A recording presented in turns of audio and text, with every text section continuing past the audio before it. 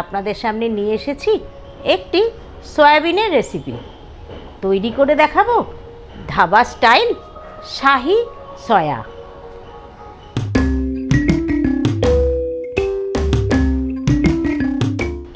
নমস্কার, আটপৌরে হেসেল নিয়ে আমি রুমকি আপনাদের সামনে আবার চলে এসেছি। তৈরি করব ধাবা স্টাইল শাহি সয়া। শাহি সয়া বানানোর জন্য আমি এখানে এক বাটি সয়াবিন হালকা গরম জলে একটু ভাপিয়ে নিয়েছি। দুটো আলু সেদ্ধ করে টুকরো করে নিয়েছি ধনেপাতা কুচি, 4টে ডিম সেদ্ধ নিয়েছি মাখন, কাজু বাদাম বাটা, পেঁয়াজ কুচি এবং টমেটো কুচি। এছাড়াও নিয়েছি নুন, জিরে গুঁড়ো, চিনি, ধনে গুঁড়ো, হলুদ গুঁড়ো, রসুন বাটা, গোটা গরম মশলা, আদা আমি গ্রেট করে নিয়েছি গরম মশলা গুঁড়ো, কাশ্মীরি লঙ্কা গুঁড়ো এবং কাঁচা লঙ্কা বাটা। রান্নাটি শুরু করে দিলাম। কড়াই গরম করে সাদা তেল নিয়ে নিচ্ছি। আমি এখানে গোটা গরম মশলা ফোড়ন দিলাম। সেদ্ধ করে নেওয়া টুকরো আলুগুলো দিয়ে দিচ্ছি।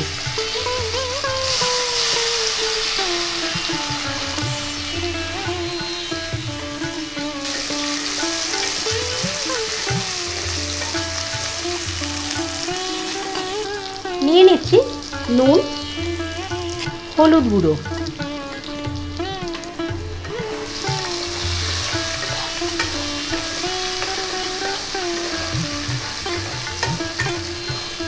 আলুটা সেদ্ধই আছে, ওই জন্য হতে বেশি সময় লাগবে না।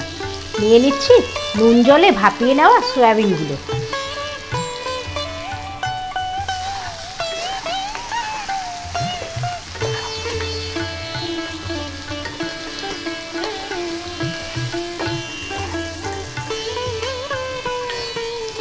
আলু আর সোয়াবিনটা একটু ভাজা ভাজা করে নেব।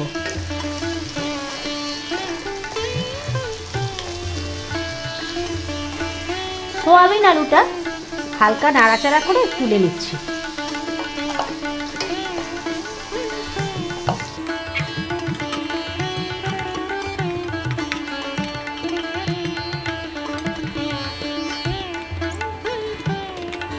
কড়াইতে আর একটু তেল দিয়ে নিচ্ছি।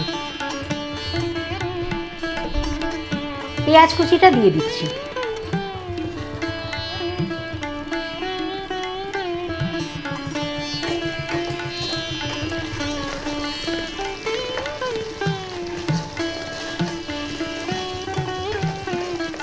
পেঁয়াজ কুচিটা হালকা বাদামি রং ধরা অবধি ভাজতে থাকবে। পেঁয়াজটা রং ধরতে শুরু করে দিয়েছে। এখন আমি টমেটোগুলো দিয়ে দেব।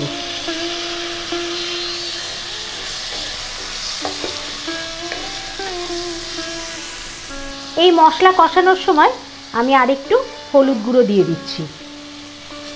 দিচ্ছি 1 চামচ রসুন বাটা, দিচ্ছি 1 চামচ গ্রেট করা আদা, দিয়ে দিচ্ছি 1 চামচ কাঁচা লঙ্কা বাটা,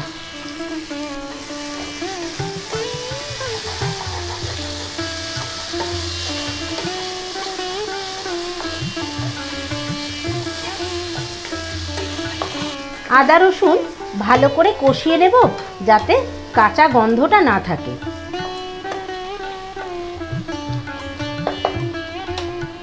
এরপরে দিচ্ছি 1 চামচ ধনে গুঁড়ো, দিচ্ছি 1 চামচ জিরে গুঁড়ো, আর দিয়ে দিচ্ছি 1 চামচ কাশ্মীরি লঙ্কা গুঁড়ো। এতে কিন্তু ঝাল হবে না, এটা কালারটা দারুণ আসবে। আর কাঁচা লঙ্কা বাটা তো আমি দিয়েইছি।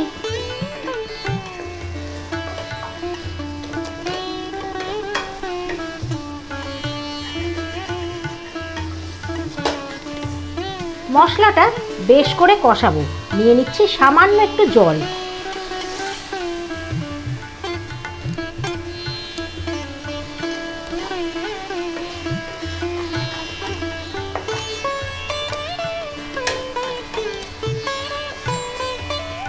মশলা কষাতে কষাতেই আমি আরেকটু নুন নিয়ে নিচ্ছি। এছাড়াও নিচ্ছি 1 চামচ চিনি। চিনিটা চাইলে আপনারা নাও দিতে পারেন, তবে চিনি দিলে কিন্তু এই রান্নার স্বাদটা কিন্তু আরও বেড়ে যায়।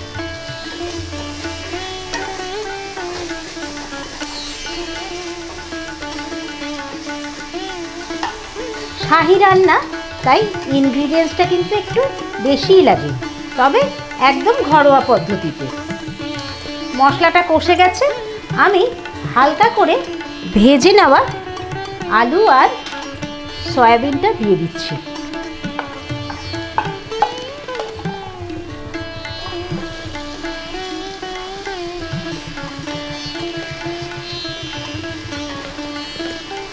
সয়াবিন এবং আলু দিয়ে আমি আবারও একটু ভালো করে কষিয়ে নেব।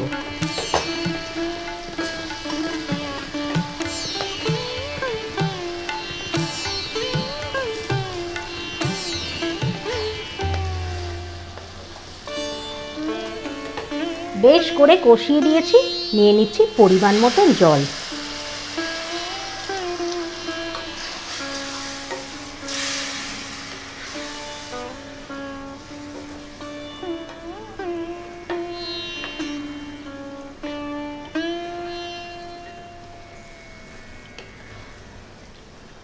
পাঁচ মিনিট ঢাকনা বন্ধ করে রান্না হতে দেব।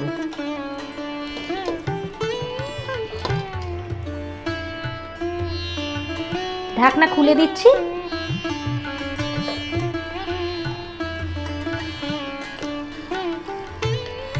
দারুণ কালারটা এসছে কিন্তু, আর গন্ধও বেরিয়েছে খুব সুন্দর। এখন আমি 2 চামচ কাজু বাদাম বাটা দিয়ে দেব।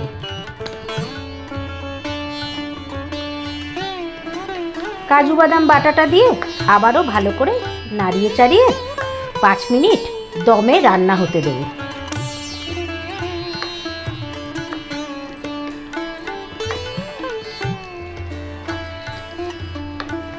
আপনাদের কাছে যদি কাজু বাদাম বাটা না থাকে, আপনারা কিন্তু যদি বাড়িতে গুঁড়ো দুধ থাকে তাও দিতে পারেন।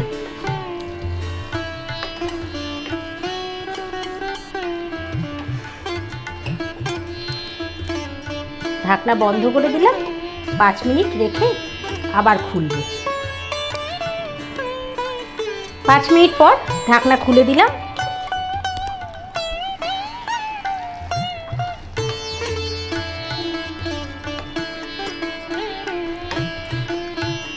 মোটামুটি হয়ে এসেছে রান্না।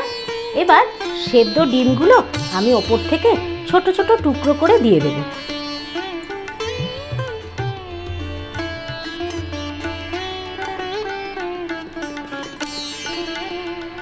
এই রান্নাটা কিন্তু রুটি, পরোটা, ভাত, পোলাও সব কিছুর সঙ্গে যাবে। আপনারা অবশ্যই বাড়িতে তৈরি করবেন।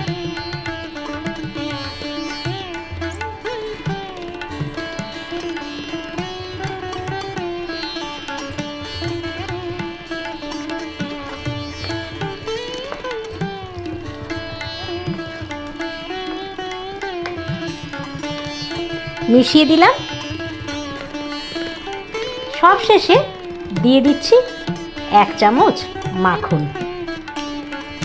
শাহি রান্না, তাই জন্যে মাখনটা তো লাগবেই। এছাড়াও আমি ওপর থেকে ধনেপাতা কুচি ছড়িয়ে দিচ্ছি। মাখনটা দিয়ে খুব ভালো করে নাড়াচাড়া করে মাখনটা যতক্ষণ না মেল্ট হচ্ছে তরকারির মধ্যে, আমি নাড়িয়ে চাড়িয়ে একটু মিশিয়ে দিচ্ছি।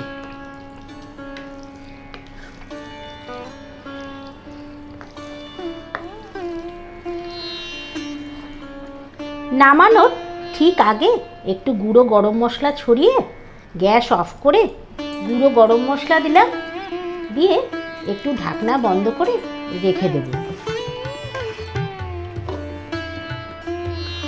তৈরি হয়ে গেছে শাহি সয়া।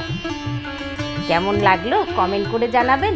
সবার আগে লাইক করবেন আর প্রচুর শেয়ার করুন। আর আমার আটপৌরে হেসেল চ্যানেলটিকে যারা এখনও সাবস্ক্রাইব করেননি, তাড়াতাড়ি সাবস্ক্রাইব করে নিন। আর আমার ফেসবুক পেজ আটপৌরে হেসেল ফলো করুন।